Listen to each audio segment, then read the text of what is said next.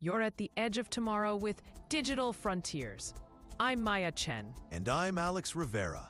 Welcome to episode 147. Before we dive in, a quick disclaimer. Alex and I are fictional podcast hosts created for this episode. Any resemblance to real podcasters is purely coincidental, though I'm sure they'd be flattered.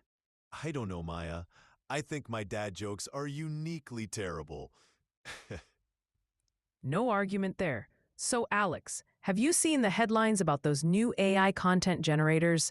They're everywhere lately. Absolutely. It feels like every day there's a new AI tool promising to write your emails, create your social media posts, or even draft your novel.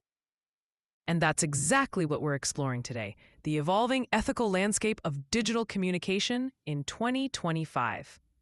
We're calling this one Ethics at the Edge, navigating the digital communication landscape. Later in the show, we'll be teasing our upcoming interview with Dr. Layla Patel from the Global Digital Ethics Institute, who has some fascinating insights on where all this is headed.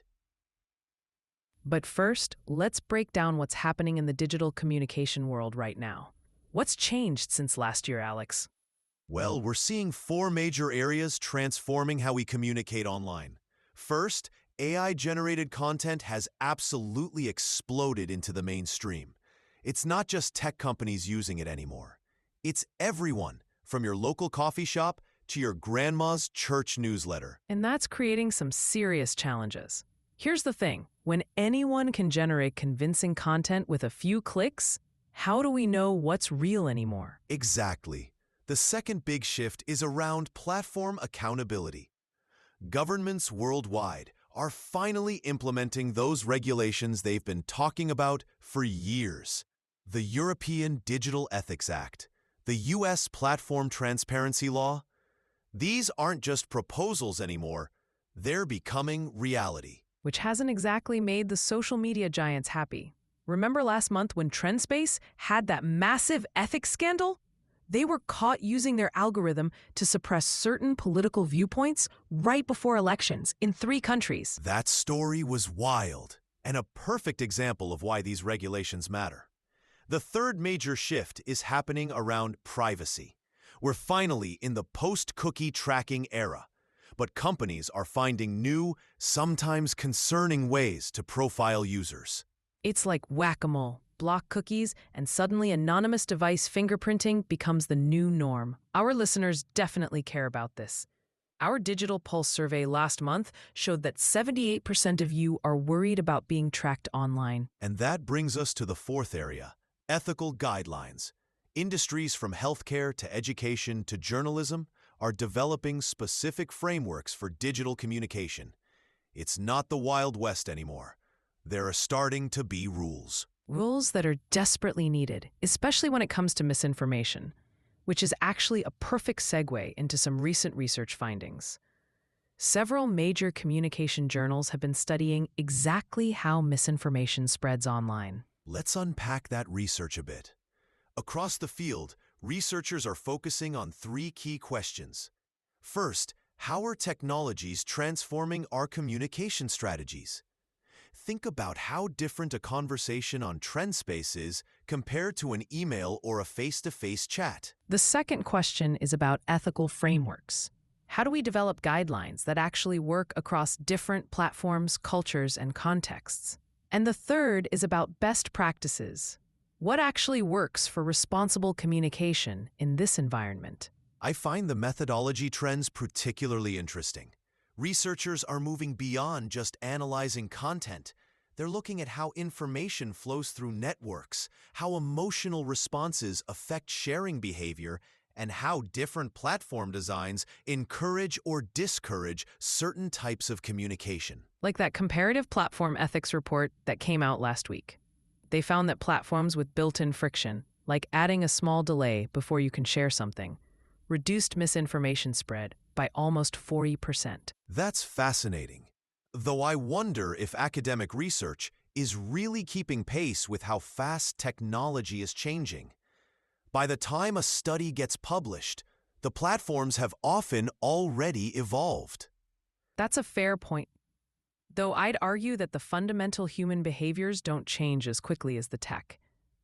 People still respond to emotional triggers, still share content that confirms their beliefs, still trust sources that feel familiar. Good point. Speaking of human behavior, let's talk about what this all means for everyday people. How do these ethical considerations affect content creators, businesses, and just regular folks trying to navigate social media? Before we do that, let me tell you about today's sponsor. This episode is sponsored by Mind Studio, a platform with hundreds of free, ready-to-use, and easily customizable AI agents to help you get things done. I've been using their Chrome extension lately, and it's like having a digital assistant right in my browser. I've tried it too, and it's surprisingly helpful for summarizing long articles, which, as a researcher, saves me tons of time. Download the Mind Studio Chrome extension from mindstudio.ai to get AI superpowers right inside your browser. Now, back to our discussion on digital ethics. So we were talking about practical applications. I think one of the biggest challenges for everyday users is simply recognizing misinformation. It's getting harder and harder to spot. Absolutely. I was at the Digital Communication Summit last week, and one presenter showed side-by-side examples of real news articles and AI-generated fake ones. Even the experts in the room couldn't consistently tell them apart. That's terrifying. It's like trying to spot a digital chameleon that's perfectly blended into its environment. How can we expect regular people to navigate this? Here's the thing. We need better tools, not just for content creators, but for consumers too. Remember our interview with Jamie last month? As a content creator, she faced that ethical dilemma when her AI-generated post accidentally included false information about a health topic. That was such an important conversation, and it highlights why we need both better technology and better education. The timeline for implementing new ethical frameworks is still unclear, but some platforms are already adding features to help identify AI-generated content. But I'm skeptical about whether that's enough. Technology created this problem. Can we really expect technology alone to solve it? That's where human judgment comes in. I think of it like digital literacy. Just as we learn to evaluate books and newspapers critically, we need to develop those same skills for digital content. Absolutely. And speaking of tools and resources, we've put together a simple guide for our listeners on how to spot potential misinformation online. It's not foolproof, but it's a start. You can find that guide on our website at digitalfrontiers.podcast/resources. It includes simple questions to ask yourself when you encounter suspicious content online. Questions like, does this trigger a strong emotional reaction? Does it confirm something I already believe? Is it coming from a source I recognize? And importantly, am I about to share this without verifying it first? Those are such important questions, and they don't require any special technical knowledge, just a willingness to pause and think critically. Which is really the heart of digital ethics, isn't it? Technology moves fast, but our human capacity for critical thinking and ethical reasoning is still our best defense. Absolutely. To wrap things up, I think there are 3 key takeaways from our discussion today. First, the digital communication landscape is evolving rapidly, with AI-generated content creating new challenges for distinguishing fact from fiction. Second, both regulatory frameworks and platform-level solutions are developing, but they're still playing catch-up with the technology. And third, individual digital literacy skills, like those questions we just shared, remain essential for navigating this complex environment. Next week, we'll be publishing our full interview with Dr. Layla Patel, who has some fascinating insights on where digital ethics is headed in the next 5 years.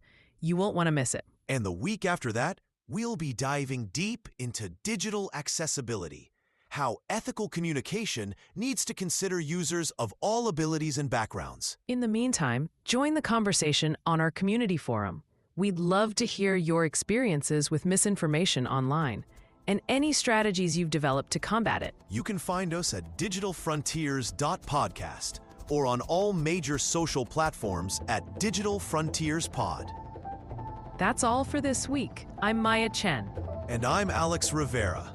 Thanks for joining us at the Edge of Tomorrow. See you next time on Digital Frontiers.